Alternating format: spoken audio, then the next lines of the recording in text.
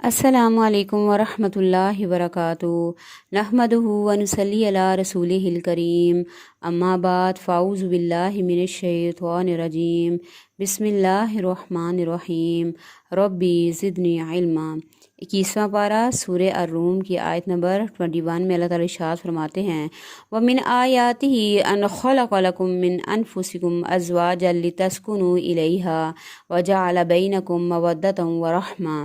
और इसकी निशानियों में से ये भी है कि इसने तुम्हारे लिए तुम्हारी जिन्स से बीवियां बनाई ताकि तुम उनके पास सुकून हासिल करो, तुम्हारे दरमियान मोहब्बत और रहमत पैदा कर दी। यकीनन इसमें बहुत सी निशानियां हैं उन लोगों के लिए जो गौर व फिक्र करते हैं। तो क्या कहा, अल्लाह ताला की निशानियों में से है निकाह, तुम्हारे लिए तुम्हारी जिन्स की बीवियां बनाई, यानी हज़रत आदम अलैहिस्सलाम से उनका जोड़ा हज़रत हवा का बनाया, और इंसानों में से ही इंसानों के जोड़े बनाए। किस लिए कि निकाह के बाद तुम अपनी बीवियों के पास सुकून हासिल करो, और तुम्हारे दरमियान मोहब्बत और रहमत पैदा कर दी। किसके ज़रिए? निकाह के ज़रिए। और इस रिश्ते में भी बहुत सी निशानियां हैं उन लोगों के लिए जो गौर व फिक्र करने वाले हैं। निकाह अल्लाह की निशानियों में से एक निशानी है। रसूलुल्लाह सल्लल्लाहु अलैहि वसल्लम ने एक मौके पर इरशाद फरमाया, निकाह से बेहतर कोई चीज़ दो मोहब्बत करने वालों के लिए नहीं पाई गई। यानी इंसान की सच्ची मोहब्बत कब शुरू होती है? निकाह के बाद। दो अजनबी लोगों का जब निकाह होता है तो वो एक दूसरे से ऐसी मोहब्बत करने लग जाते हैं कि एक दूसरे के बगैर ज़िंदगी का तसव्वुर भी नहीं कर सकते, और मरते दम तक एक दूसरे के दुख सुख के साथी बन जाते हैं। असल मोहब्बत, सच्ची मोहब्बत निकाह के बाद शुरू होती है। और अगर कोई ये कहे कि हमें निकाह से पहले सच्ची मोहब्बत है तो ये सिर्फ़ एक फ़रेब और धोखा है, इसके अलावा कुछ भी नहीं है। इंसान की फितरत में जिस तरह खाने पीने की भूख होती है, ऐसे ही ख्वाहिशात की भी होती है, जिसको अल्लाह ने निकाह के ज़रिए जायज़ करार दिया है। इंसान की फितरत में है कि वो किसी के लिए तैयार हो, किसी के लिए बने सवरे, जो उसकी तारीफ़ करे और उससे मोहब्बत का इजहार करें। तो अल्लाह ताला ने इस फितरी ख्वाहिश को निकाह के ज़रिए पूरा किया कि तुम अपने बीवियाँ शोहरों के लिए तैयार होकर उनकी तारीफ़ भी हासिल करें, और ये चीज़ उनके लिए इबादत होगी। एक सहाबिया आप सल्लल्लाहु अलैहि वसल्लम की खिदमत में तशरीफ़ लाईं तो उन्होंने सोने के कंगन पहने हुए थे। तो रसूलुल्लाह सल्लल्लाहु अलैहि वसल्लम ने फरमाया कि इनको उतार दो। तो उन्होंने कहा कि अल्लाह के रसूल, अगर मैं इनको उतार दूंगी तो मैं अपने शोहर की नज़रों से गिर जाऊंगी। यानी मैंने अगर ये बनाव सिंगार किया हुआ है, मैंने सोने के कंगन पहने हुए हैं, तो किस लिए पहने हुए हैं? कि मेरे खामन को पसंद हैं। तो हर जायज़ काम में खामन की अताअत की जाएगी, और हर उस काम में खामन की अताअत नहीं की जाएगी जो अल्लाह और उसके रसूल से टकराने वाली होगी। फिर इसी तरह हज़रत आयशा ने एक सहाबिया को देखा कि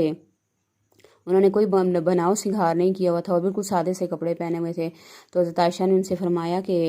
आपके जो शोहर हैं, क्या वो शहर से बाहर गए हुए हैं, क्या आप इतनी सादगी में रह रही हैं? फिर ये है कि अगर औरत अपने शोहर के लिए बनाव सिंगार अगर करती है तो ये इस्लाम में भी पसंदीदा है कि अपने घर को खुशगवार माहौल बनाने के लिए वो इस तरह का बनाव सिंगार करे। फिर ये है कि जो आजकल फितनों का दौर है, जिससे आप सल्लल्लाहु अलैहि वसल्लम ने फरमाया कि क़यामत की निशानियों में से है, और ये दो किस्म की औरतें ऐसी कि जिनको उन्होंने नहीं देखा। हदीस का मफहूम है कि एक वो जो खुद माइल होने वालियां हैं और दूसरों को अपनी तरफ माइल करने वालियां हैं।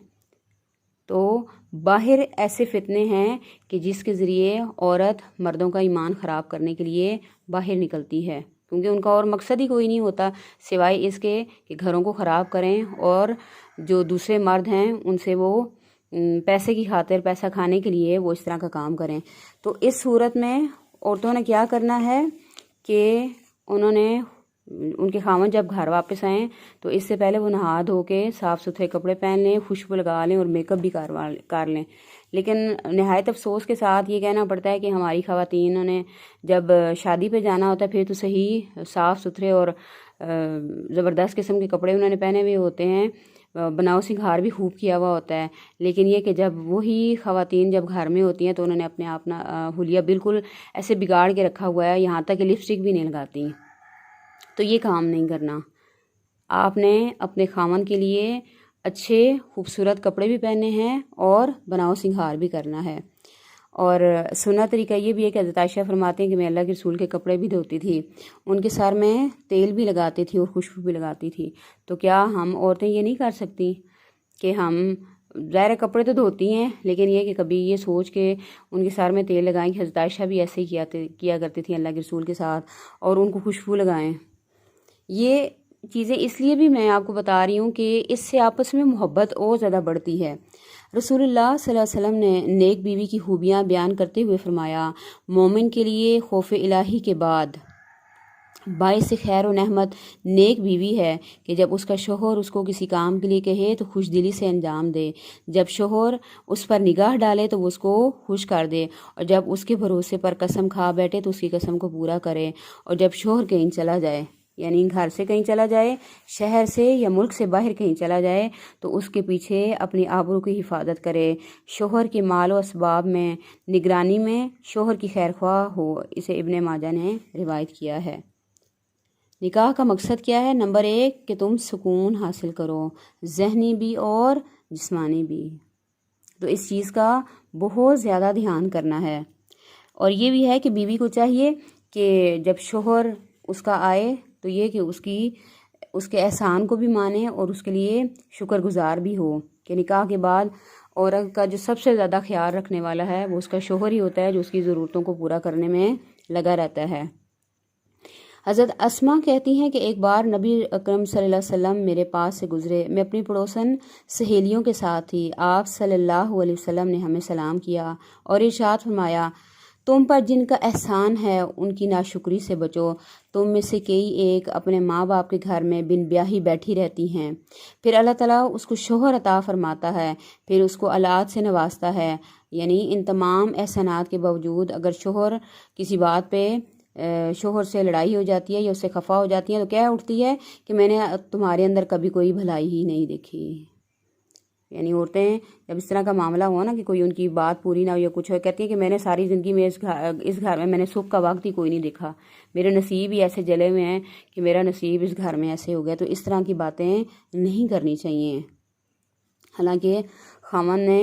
اس کو اچھا کھلایا بھی ہوتا ہے اور اچھا پہنایا بھی ہوتا ہے جو اس کی استطاعت ہوتی ہے اس کے مطابق۔ پھر یہ ہے کہ نکاح کرنے میں کچھ چیزوں کا دھیان کرنا چاہیے۔ نمبر 1 نکاح کے لیے آپ سب نے فرمایا کہ 3 چیزوں کو دیکھا جاتا ہے۔ نمبر 1 خوبصورتی کو، نمبر 2 حسب و نسب کو، اور نمبر 3 مال و دولت کو۔ تو اس میں سے اس عورت سے نکاح کرنا چاہیے جو سیرت کے لحاظ سے، جو دینداری کے لحاظ سے جو عورت ٹھیک ہو، اسی سے نکاح کرنا چاہیے۔ پھر یہ ہے کہ جب نکاح کی عمر ہو جائے تو والدین کے اوپر بھی یہ لازمی ہو جاتا ہے، فرض ہو جاتا ہے کہ وہ اپنے بچوں کا نکاح کر دیں۔ عموماً یہ دیکھا گیا ہے کہ لڑکے تو یہ ڈیمانڈ کر دیتے ہیں کہ ہماری شادی کر دیں، لیکن لڑکیاں حیا کے باعث اس قسم کی کوئی بھی بات نہیں کرتی۔ تو اس کا خود والدین کو احساس ہونا چاہیے کہ ہماری بچی یا ہمارا بچہ نکاح کے قابل ہو گیا تو اس کا نکاح ہم کر دیں، کیونکہ اسلام نے بغیر نکاح کے رہنے کو پسند نہیں کیا۔ قرآن پاک میں بھی اللہ تعالیٰ ارشاد فرماتے ہیں کہ بے نکاحوں کا نکاح کر دو، یعنی اگر کوئی غریب ہے یا کوئی غلام ہے، اس کے پاس اتنی استطاعت نہیں ہے کہ وہ نکاح کر سکے یا اپنا رشتہ نہیں ڈھونڈ سکتا، تو یا تو رشتہ داروں کا کام ہوتا ہے، ماں باپ جو قریبی رشتہ دار ہیں ان کا کام ہے، یا محلے والوں کا کام ہے، یا ایسے لوگ جن کا جو وسائل رکھتے ہیں نکاح کروانے کی، تو ان کا نکاح ان کو کروا دینا چاہیے۔ اپنے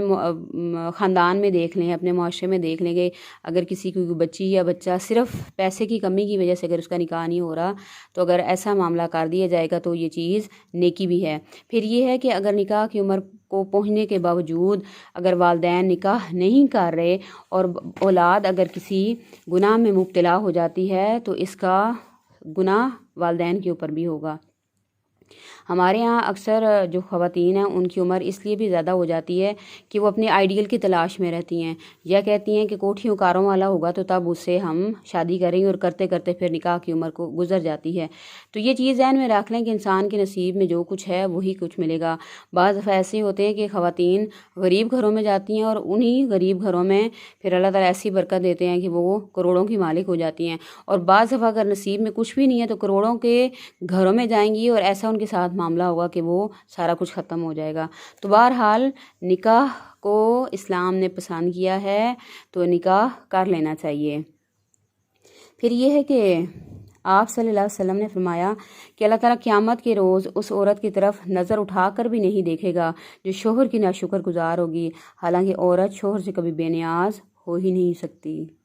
یعنی یہ ایسا رشتہ ہے کہ جس میں جو عورت اپنے شوہر کی ناشکری ہوگی، جو اس کو تنگ کرنے والی ہوگی ہر معاملے میں، تو اللہ تعالیٰ ایسی عورت کی طرف دیکھے گا بھی نہیں۔ پھر یہ ہے کہ زیادہ تر جو عورتیں جہنم میں جائیں گی وہ اپنی زبان کی وجہ سے جائیں گی، اور زبان میں بھی خاوند کی ناشکری کرنے کی وجہ سے، کہ ساری زندگی اس کے ساتھ بھلا کر کے پھر وہ آخر میں یہی کہے گی کہ میں نے تم سے کوئی خیر دیکھی نہیں اور میں نے تمہارے پاس کوئی بھلائی دیکھی ہی نہیں ہے۔ رسول اللہ صلی اللہ علیہ وسلم نے فرمایا جو عورت 5 وقت کی نماز پڑھے گی، اپنی عزت کی حفاظت کرے گی، اپنے شوہر کی فرمانبردار ہے، تو وہ جنت کے جس دروازے سے چاہے داخل ہو جائے، جنت کے جس دروازے سے چاہے داخل ہو جائے۔ کہ اللہ تعالیٰ اگر اس کا خاوند اس سے راضی ہے تو کیا ہوگا کہ اللہ تعالیٰ بھی اس سے راضی ہوں گے۔ لیکن اس کے برعکس جو عورت اپنے خاوند کو تنگ کرتی ہے، اس کو پریشان کرتی ہے، اس کو ذلیل کرتی ہے، تو ایسی عورت کے بارے میں کہ جب اس کا خاوند اس سے پریشان ہو جاتا ہے تو حدیث کا مفہوم ہے کہ جنت کی ایک حور اس کو کہتی ہے کہ یہ بہت جلد تمہارے پاس سے آ جائے گا اور اس نے میرے پاس ہی آ جانا ہے۔ تو اس چیز میں بہت زیادہ احتیاط کرنی چاہیے۔ پھر یہ ہے کہ خاوند اگر اپنی ضرورت کے لیے اور اپنی بیوی کو بلائے تو بیوی کو انکار نہیں کرنا چاہیے۔ اگر بیوی انکار کر دیتی ہے بغیر کسی شرعی عذر کے تو اس صورت میں ساری رات فرشتے اس کے اوپر لعنت بھیجتے ہیں۔ پھر یہ ہے کہ شوہر کی مرضی کے بغیر عورت گھر سے باہر نہیں جا سکتی، اس کا خاوند اگر اس کو اجازت دے رہا ہے تو پھر وہ جائے گی۔ پھر یہ ہے کہ ایسے لوگوں کے گھروں میں بھی عورتوں کو نہیں جانا چاہیے جس سے ان کے خاوند ناراض ہوتے ہیں اور انہوں نے منع کیا ہو کہ اس کے گھر نہیں جانا، یا ان لوگوں کو بھی اپنے گھر میں نہیں بلائے گی جس کی وجہ سے ان کا خاوند ناراض ہوتا ہے۔ تو یہ چیزیں ذہن میں ضرور رکھ لیں۔ پھر یہ ہے کہ اگر ایک طرف والدین کا حکم ہے اور ایک طرف خاوند کا حکم ہے تو اس صورت میں ہم اپنے خاوند کی بات مانیں گی، اپنے والدین کی بات نہیں مانیں گی، کیونکہ جب تک نکاح نہیں ہوتا تب تک والدین ذمہ دار ہوتے ہیں، ان کا حکم بجا لانا فرض ہوتا ہے۔ لیکن جب شادی ہو جاتی ہے تو شادی کے بعد خاوند کا پہلا درجہ ہوتا ہے کہ ہم اس کے حکم کو بجا لائیں۔ پھر اسی طرح جو عورتیں بے وقوفی میں، کم عقلی میں یہ کام کرتی ہیں کہ گھر میں تھوڑی سی کھٹ پٹ ہوئی، تھوڑی سی لڑائی ہوئی تو وہ جا کے اپنے میکے میں اپنے بہن بھائیوں کو اور اپنے والدین کو یہ بتانا شروع کر دیتی ہیں، تو ایسی عورتیں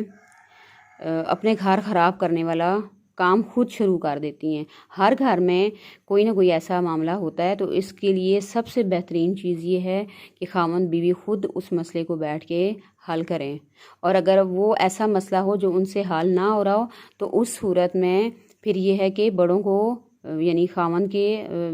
خاندان والوں میں سے بھی اور عورت کے خاندان والوں سے بھی جو بڑے افراد ہیں تو ان کو اکٹھا کر کے اس بات کا فیصلہ کروایا جائے گا۔ پھر یہ ہے کہ دیکھا گیا ہے کہ عورتیں زیادہ تر کیا چاہتی ہیں کہ ان کے خاوند ان کے غلام بنے رہیں، اور اسی غلامی کے لیے وہ در در کے دھکے کھا رہی ہوتی ہیں، پیروں فقیروں کے پاس جا رہی ہوتی ہیں اور ایسے ایسے عمل کر رہی ہوتی ہیں کہ جس میں ان کا پیسہ بھی ضائع ہو جاتا ہے اور جس کے میں ان کا وقت بھی ضائع ہوتا ہے، اور بعض اوقات ایسے ہوتا ہے کہ انسان کی، عورت کی جو عزت ہے وہ بھی چلی جاتی ہے۔ ذہن میں یہ بات بٹھا لیں، جو عورت اپنے خاوند کو اپنا غلام بنائے گی وہ غلام کی ہی بیوی کہلائے گی،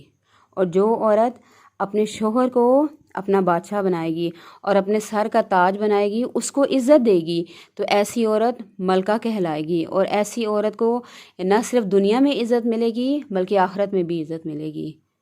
تو اپنے خاوندوں کی عزت کریں، ان کو اپنے سر کا تاج ہی بنا کے رکھیں۔ پھر یہ ہے کہ جس طرح شوہر کے حقوق ہیں ایسے بیوی کے بھی حقوق ہیں، اور شوہروں کے اوپر بھی بیویوں کے حقوق ہیں، کہ شوہر کو چاہیے کہ وہ اپنے بیوی کے ساتھ اظہار محبت کا معاملہ بھی کریں۔ اور پھر یہ ہے کہ آپ سب نے فرمایا کہ پوری دنیا ایک متاع ہے،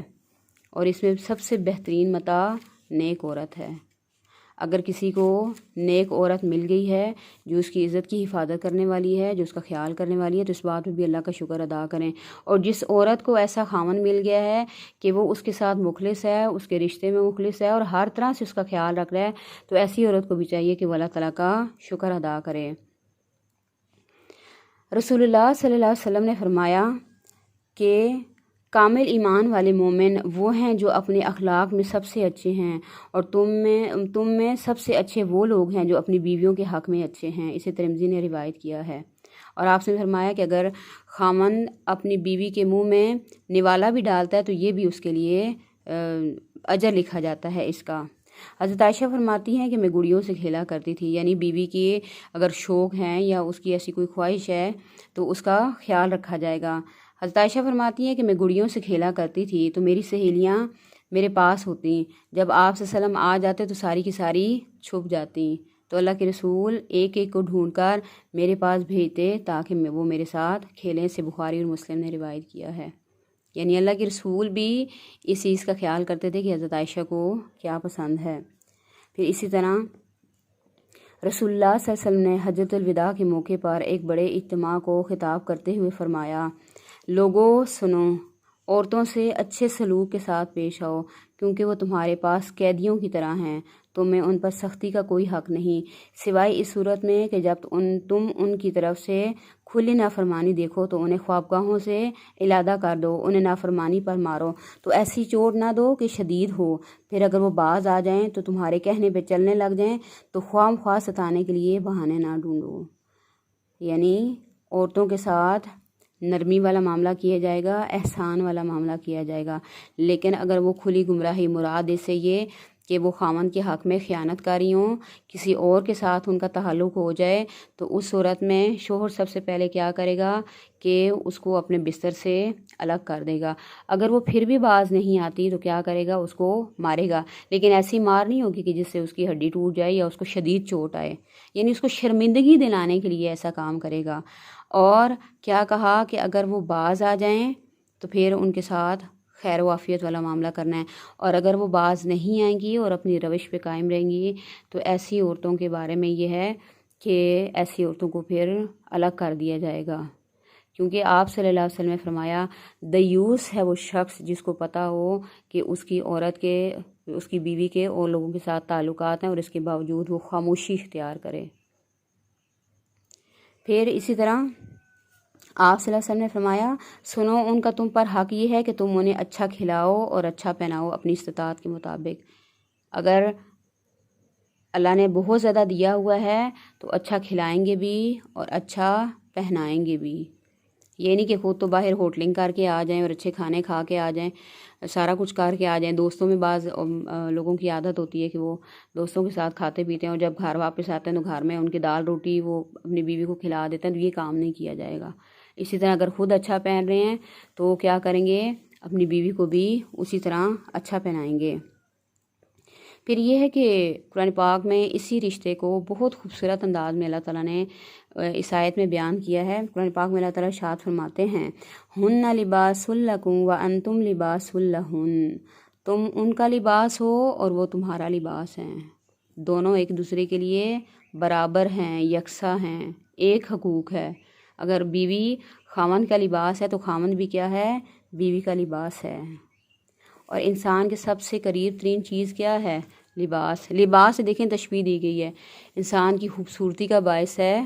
لباس، اور لباس میں کیا ہے کہ جس طرح لباس انسان کے قریب ہوتا ہے سب سے زیادہ، اسی طرح خاوند بیوی کو بھی ایک دوسرے کے قریب ہونا چاہیے، کسی بھی قسم کی ان کی کسی چیز میں بھی رکاوٹ نہیں ہونی چاہیے۔ پھر یہ ہے کہ جس طرح لباس سردی اور گرمی میں انسان کی